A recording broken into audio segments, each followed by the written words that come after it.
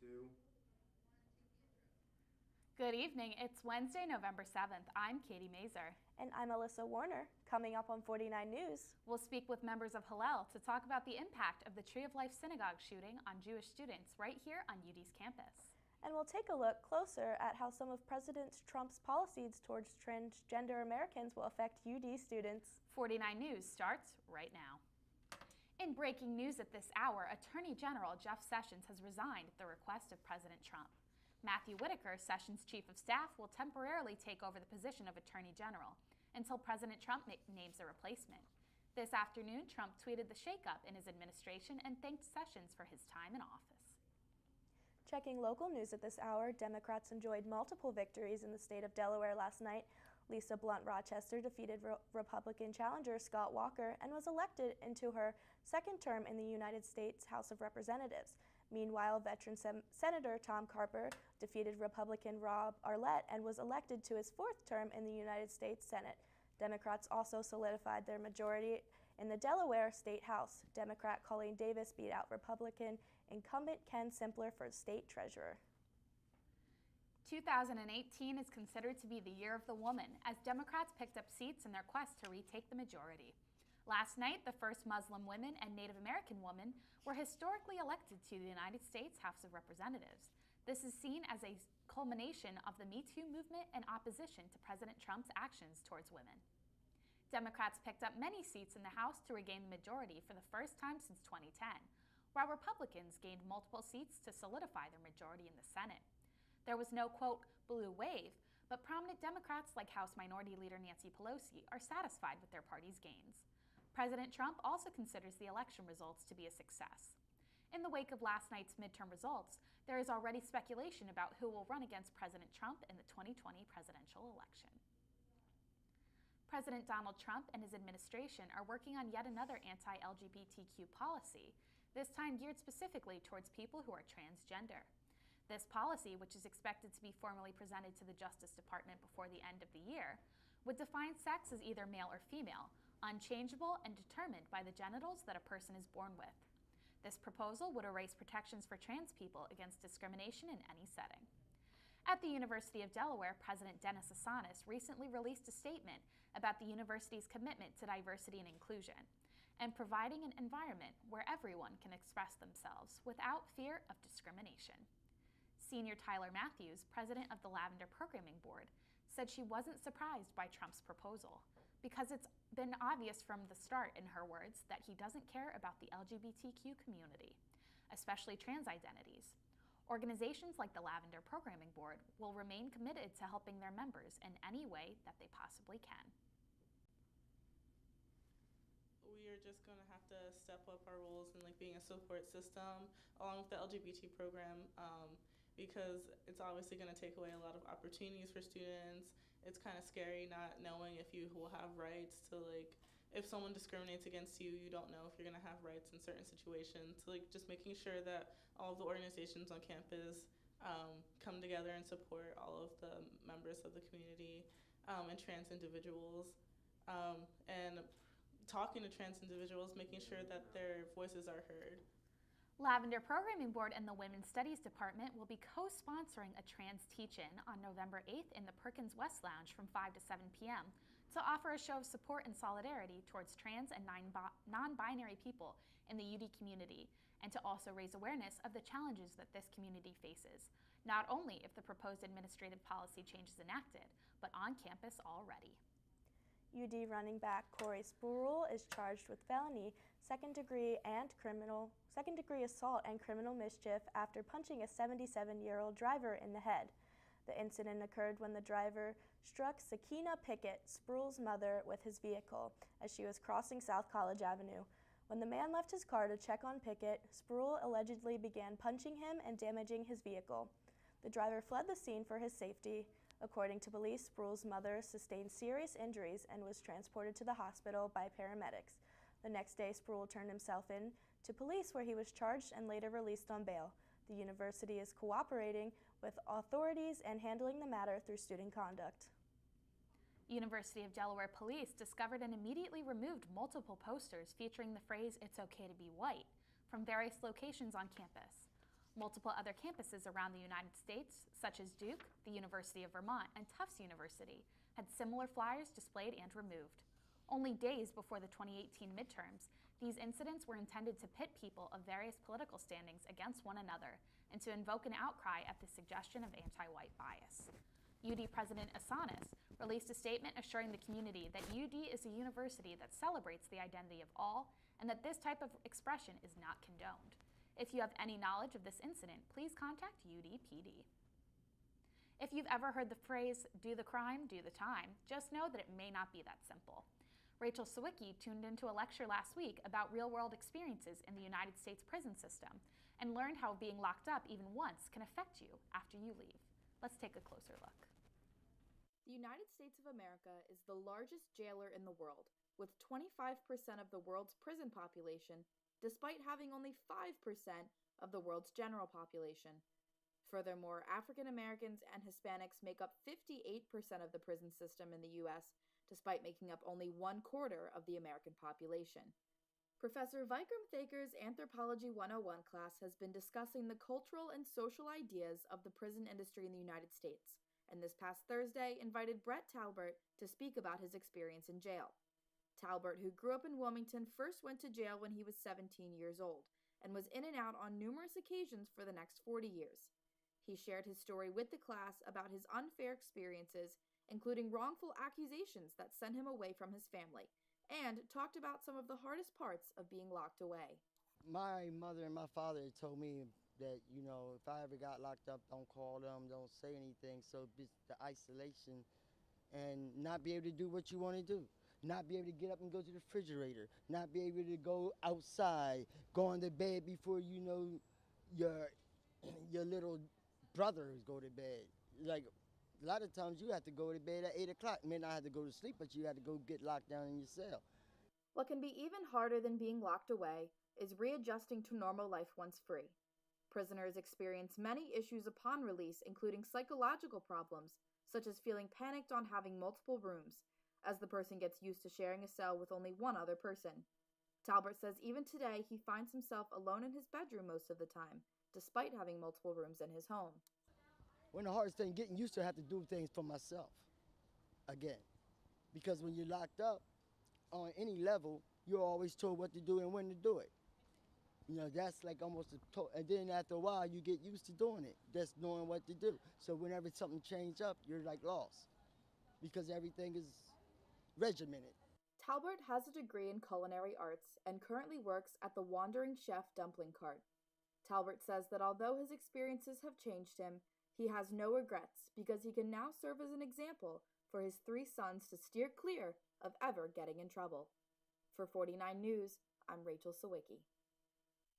Today we are here with Hannah and Eleni from UD's Hillel organization to talk to them. How are you ladies today? We're good, thank you. Good, yeah. So can you describe a little bit about Hillel for maybe someone that doesn't know what it is? Yeah, so Hillel is one of the Jewish centers on campus, and the goal of Hillel is to be there to support Jewish students with any religious or holiday programming or needs that they may need. Yeah, it's really just like a safe space to be with the Jewish community on campus. And how many Jewish students would you say that Hillel services? So it's estimated that the UD campus is about 13% Jewish, and Hillel estimates that they reach anywhere from, I would say probably 500 to 1,000, depending on what's going on and our outreach. And what kind of services do you put on for the Jewish students on campus? So we do a plethora of both holiday and social programming. So every Friday we run Shabbat meals, and we also run events for the different holidays like Hanukkah, the high holidays, Passover, and then we also, of course, do different social events, as well as Israel engagement events through Birthright. And what are some of your favorite events that Hillel puts on throughout the year? Yeah, so one of my personal favorite events is the Hanukkah party that we do every year. It's a great time to hang with friends and to really celebrate our Festival of Lights. it's a great time. And what about you, Eleni? I always just love Shabbat dinners on Friday nights. I think it's like really nice after like a long stressful week of school just to sit down and have like a nice meal with your friends. So diving into a little bit more of a deeper and more tough topic to talk about, recently there was a shooting at the Tree of Life Synagogue in Pittsburgh. How has your organization and members of your organization dealt with the largest attack on Jews in American history? Yeah, so right off the bat, once we heard about it, our staff was very quick in responding, and we coordinated a vigil with the wider Delaware community, which was fantastic and a really amazing response to see from the UD and Delaware community to come out and to remember those who lost their lives on this attack. Since the vigil that was last Sunday, we have had a few discussion series with staff being very open and welcoming any students who may need to talk. And what resources does Hillel have for maybe some students who were really impacted or having a hard time with this event? Hillel's like just very good at staying like in touch with all the students, and like I've personally like went out with to coffee with some of the staff members to just talk about what happened, and they're just always there to talk. We've had different events like Hannah said, and just like a lot of like discussion based things, and it's just all about staying in touch with the Jewish community on campus right now to make sure everyone's like at peace. Mm-hmm. And how has this event maybe like helped your organization like go stronger and maybe like create more of a sense of community? I think one nice thing, not that this was, but one nice thing that has come out of this is just seeing the support from both within and outside of Hillel. So as president, I've been reached out, other organizations have reached out to me about just seeing like how Hillel's doing, if they can do anything to help, as well as asking about doing interfaith events to help support education here on our own campus. And what like maybe common misconceptions are there about Hillel or like being Jewish on a college campus maybe? I would say one misconception that I tend to, I guess, be asked about is if you go to Hillel, you have to be religious, or on the other, not religious, which I don't think is true at all. One really great thing about Hillel in general is that it doesn't matter where you are in your Jewish journey, we really do have something for everyone. So if you're looking for more religious programming, we have that. If you're looking for more cultural programming, we have that. If you're looking really just to find other Jews and to just make friends, you can come and we have that too. So. And how can people get involved with campus? I know that you're an intern, Eleni. So, like, is there that, and like, what other ways is there to get involved?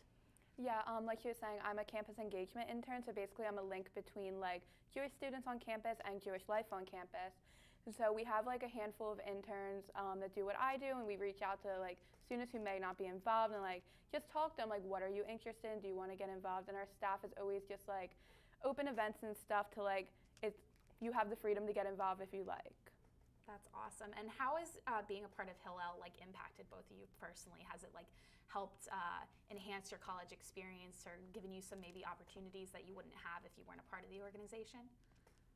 Yeah, so coming into college my freshman year, I felt really lost in the UD community because it's so big.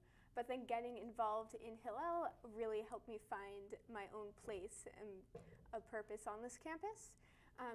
So just being able to find where I belonged on campus was really nice because I then was able to make that group of friends and have different opportunities such as going to Israel on birthright, and the leadership opportunities that I've had have been like really fantastic. What about you? I, similar to Hannah, like we went on birthright together actually, and it was a great time, and Hillel really provided me like a home and like some friendly faces on campus my freshman year. And it's just like, it's so nice how much they've impacted me, and they've provided me so many like leadership opportunities that like I wouldn't have had otherwise here. And what advice would you say to someone who's maybe like thinking about getting involved with Hillel but might be a little hesitant about it? I would say to reach out to either staff or one of our interns and go on a coffee meeting with them, because I know going into Hillel can be scary for your first time, but meeting up with an intern or another student leader can be a great way to have that connection and that friendly face. So even if you're not necessarily ready to go into Hillel, well, maybe you're ready to go on a coffee meeting and have that friendly face. Well, thank you ladies both so much for being on the show today. I know I definitely learned some more about Hillel. So if you're a Jewish student on campus and are interested in Hillel, definitely check them out. I know they have a lot on social media, and it was very lovely sitting down with you ladies today. Thank you. A new report created by eConsult Solutions and commissioned by the University of Delaware examined the impact that UD has had on the region's economy. Sam Hogue reports. UD's enrollment rate is at a record high, and the numbers speak for themselves on how this is impacting the region's economy. According to the recent study, for every $1 invested by the state, UD generates $23 in Delaware's economy. Over the past few years, UD has taken measures to help facilitate this growth. But since 2008, the university acquired the property down 896, which used to be the Chrysler plant. And buying that 272 acres obviously gives the university a whole new platform to expand its research and innovation. Star Campus is a research center that provides educational and professional opportunities to students to help them develop and hone their skills that can contribute to the world outside the classroom. Our company formulates different cosmetic and personal care products, and today we're batching here up in the lab. A typical day would be coming in, seeing what projects we're specifically working on that day, and basically just carrying it out. Not only are students supported by the scientific sector of the university, they also have a major devoted entirely to helping students create businesses of their own. Here at the Horn Entrepreneurship Program, students get a chance to create ventures of their own by working with professors and faculty to become the next generation of innovators. Everyone that comes in through Horn has a different idea or a different dream or journey that they want to follow through, and they just give us the tools to make sure we do that and the resources to help us get there. The spending on meals, hotels, and events by students, families, and visitors is also a major contributor and generates $227 million in economic activity in Delaware. The report also notes that UD serves as a community asset by hosting concerts or speakers that not only students can attend, but the public as well. Beyond economic impact, UD is designated a community-engaged university. For 49 News, I'm Sam Hogue. Now it's time to talk about sports. We're here today with Brandon Holvek, who is the head of sports for WVUD, the on-campus radio station, and the executive editor of the Review. So Brandon is very busy. He gets to go to a bunch of cool sporting events. I know he was at the UD basketball game yesterday. So talk to us about that and what else is going on at UD sports. Yeah, yesterday night basketball, last weekend Albany football on the road, This weekend football at Stony Brook. So it's been a busy time in Delaware athletics. We'll start with that game last night. Delaware opening their season in men's basketball with a 73-67 loss at Maryland. Doesn't sound like the score you'd want in an opening night game, but considering the opponent, it was a really nice showing by the Blue Hens, who trailed by as many as 22 early in the second half. A big second half comeback spurred by a 12-0 run from about the 15-minute mark to the 10-minute mark, and a lot of that due to the redshirt senior forward Eric Carter, who had the best game of his career by far, a career-high 29 points off 12 of 14 shooting. He also pulled down 9 rebounds, including 3 on the offensive glass, 2 blocks and 2 steals for Carter. Really had everything going with the offensive game, even stepped out and hit his first career 3, which is something that head coach Martin Inglesby said he was going to be able to do this season, but we hadn't seen in his 2 seasons with the Blue Hens before. Also got our first look at the freshman for Delaware's team, Ithiel Horton, got going with 10 points, 9 of which came in the first half for the Blue Hens. Last weekend, a big win, the 5th straight for Delaware football, who's now in the driver's seat in the CAA. 7 wins on the season for Delaware, which is the most in conference play, and they're tied with Maine with 5 conference wins for the most in perhaps the FCS toughest league. It was a 21-16 beat down of the Albany Great Danes, but only coming in the last couple of moments of that one, as Delaware did trail 16-15 with 2:35 to go. But a methodical 11-play drive down the field, a little over 80 yards, led by Pat Kehoe to Joe Walker, and finished off with a Kenai Kane touchdown run from just over 10 yards out. Got Delaware their 5th consecutive win. They have 2 games to go this season. This coming weekend up at Stony Brook, which will be probably their toughest matchup of the 2 remaining this regular season, and then the following weekend against Villanova right here in Newark at Delaware Stadium. That's the Battle of the Blue. Delaware has lost 8 of the past 9 of those matchups. So looking to get back on track against the Wildcats team that's ranked among the worst in the CAA. We also have women's basketball action coming up this weekend starting on Friday. They'll take to the road first before coming to the Bob Carpenter Center to start their season. It's a preseason tournament game, so a little bit of a different start for the women's season. It's the preseason WNIT. They'll face off against Northern Iowa first. Then they'll play as many games as they can stay alive for in that tournament before beginning non-conference play at the Bob Carpenter Center on December 9th. It's the second year for head coach Natasha Adair without their leading scorer from a season ago, Nicole Inabosi, who is out for the season with a torn ACL injury, but they do return 4 of last year's 5 starters, including Abby Gonzalez in the backcourt and Simone DeFries in the front court, who was a second-team preseason All-CAA selection. DeFries, the second leading scorer on last year's team, just behind Nicole Inabosi. So, Brandon, before you go, one question that I know I'm Sure. dying to know. Is UD football going to make the playoffs? They got a chance. They control their own destiny. They probably need to win one of the next 2 games. If the Blue Hens, this coming weekend's game's the tougher one against Stony Brook. But if they win both, they're automatically in, first-round bye. If they win one of the 2, I think they'd have an at-large bid. They'd play the following weekend after Villanova, perhaps here at Delaware Stadium. That'd be awesome. That'd definitely get our lacking school spirit up a little bit. Do you enjoy helping others and want to give back to your community? There's a volunteer group called Give Volunteers that's open to all students. This weekend, the group went out to remove an invasive tree species from a Maryland farm. Here's Philip Montanez with more. On Saturday, November 4th, the Give Volunteers shipped off to Fairweather Farms in Maryland to combat an invasive tree species. The group, which was established in the spring of 2017, aims to leave lasting and helpful impacts in the communities that they serve. So Give Volunteers is a student organization here at the University of Delaware, and we're here to get students out and volunteering in the local community. And we're basically here to just get people excited to come out and volunteer. STN came out to their event to learn more about the growing organization and meet with some of its members who were all immediately ready to get to work. The grueling process of clearing the field was going to be tough, as the trees had already taken over large portions of the farm. But this was a challenge they were delighted to accept. I'm a ag business major, and I do a lot of research for papers, and they talk about the environment and everything. So I just wanted to get involved and help out with the environment and a local farm. Sounded like a great way to do that. So, having already been aware of Give's reputation, the owners of Fairweather Farm knew exactly who to call about their problem.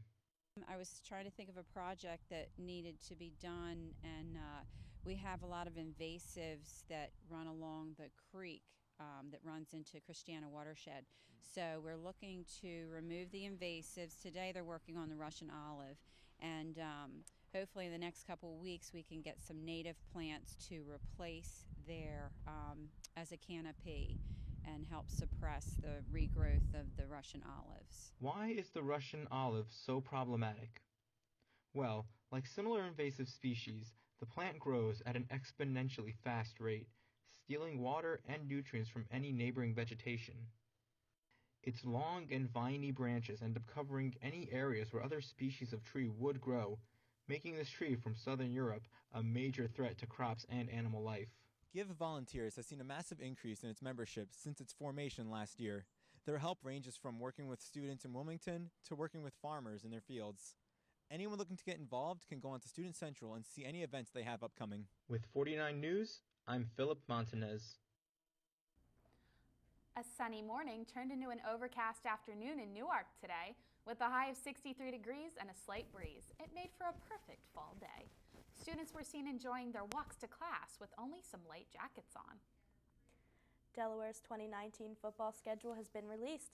The Blue Hens host 7 games next season, including a premier game against FSC powerhouse North Dakota State on September 14th. This will be one of the most highly anticipated games in program history. The season will kick off against in-state rival Delaware State on August 29th. CAA play will begin in October with a drive down to Elon, North Carolina, to take on the Phoenix. The Hens defeated the then-ranked number 5 Elon 28-16 at home on Parents and Family Weekend last month. Be sure to stay in Newark on Saturday before going home for Thanksgiving, as the Blue Hens will be playing their final regular season game against rival Villanova. The Hens are looking for revenge against the Wildcats, who throttled the Hens 28-7 in the last game of the season last year to spoil the Hens' playoff chances. This season, things should be different, as the Hens are well on their way to the playoffs. Elena Delle Donne has recently been added to UD's Athletic Hall of Fame. Delle Donne is the all-time leading scorer in UD basketball history. In her senior year, she averaged 26 points a game. Delle Donne was later drafted to the Chicago Sky with the number 2 overall pick in 2013. She is now an Olympic gold medalist, a 5-time All-Star, and WNBA MVP. Elena now continues her career for the Washington Mystics as a forward, but her legacy will continue to live on here at UD. Morgan Hurd, a 17-year-old gymnast from Middletown, Delaware, has won a silver medal in the floor exercise at the 2018 Gymnastics World Championships in Doha, Qatar on Saturday. Hurd also won a bronze in the all-around competition and a team gold earlier in the week. She said she loves competing at the World Championships with her team, and it brings more happiness and energy to their routines. Almost every Saturday, the Division of Student Life teams up with student-run organizations to host Trabant Now events. Here's a look at this past Saturday's event. The Delaware African Student Association, DASA for short, is an organization dedicated to celebrating and sharing African culture, as well as creating an awareness of the issues concerning the continent. Their annual event, L'Ambiance de l'Afrique, was held this past Saturday, November 3rd. This year's DASA event has changed it up from years past by introducing the Afrobeats edition, a live concert element. This year we kind of switched it up and we're doing a concert instead. So we got actual African artists that perform Afrobeats music, which is a type of genre of music, of African music. So they're going to come here, perform, do their thing, and it's just different this year. So it's all about, usually Ambiance is a party to celebrate African music. So this time we have actual, authentic music for people to listen to. L'Ambiance de l'Afrique also featured live dance performances. The Aphrodisiac dance troupe, DASA's very own dance team, made a special appearance at the event. We're Aphrodisiac, so we're the dance group that is a branch of DASA. So our I guess, focus of dance is more, this sounds really generic, but more African, more Caribbean, a bit more island style type thing. So very energetic. For 49 News, I'm Reagan Winter. The student theater group E52 is holding a production of George Orwell's 1984 this week in Pearson Hall to close out their fall performance season. The last 3 chances to see the show are tomorrow, Friday, and Saturday at 7:30 p.m. Tickets are $5 for UD students and $8 for the general public and will be sold at the door. Cash or flex will be accepted to see the production. The Harrington Theater Arts Company is presenting the hit musical The Addams Family in Perkins Bacchus Theater, already having performed shows on November 2nd, 3rd, and 4th. The remaining shows will be held on November 8th through the 10th at 8 p.m. Tickets are $10 for general admission and $5 for those with UD student IDs, payable in both cash and flex. Come support the arts and enjoy a darkly hilarious musical. Well, I know I've enjoyed 49 News this semester. What about you, Alyssa? Oh, so much. It was a great time. Yes, and as a senior, I know, like, looking at you and some of our other really young crew members, it really gets me excited to see what the future of the news is going to be like. So thank you to everyone for watching tonight's edition of 49 News. Be sure to follow 49 News on Facebook and Instagram. And tune into our shows next semester starting in March on Wednesdays at 8 p.m. right here on stn49.com/live. From 49 News, I'm Alyssa Warner. And I'm Katie Mazer. Good night.